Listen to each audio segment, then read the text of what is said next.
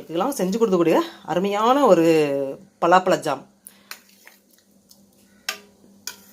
ஏன்னா அந்தளவுக்கு வந்து இதில் வந்து கெட்டு போகாத அளவுக்கு செஞ்சுருக்கேன். எந்த கெமிக்கலும் சேர்க்கல, வீட்டிலே செஞ்சுருக்கோம். ஜாம் வந்து நம்ம கடையில் வாங்கும்போது அதில் வந்து நம்ம என்னென்ன சேர்த்துருக்கோம்னு சொல்ல முடியாது. உடம்புக்கு வந்து கெடுதி தரக்கூடிய பொருட்களும் சேர்த்துருப்பாங்க, அதை சொல்ல முடியாது. நம்ம வீட்டில் செய்யும்போது நல்ல பொருளாக செஞ்சு சாப்பிட்றவங்க சாட்டிஸ்ஃபை இருக்கும், பிள்ளைங்களுக்கு சத்துள்ள பொருளாக கிடைக்கும். ஸோ இந்த மாதிரி செஞ்சு கொடுத்து விடுங்க.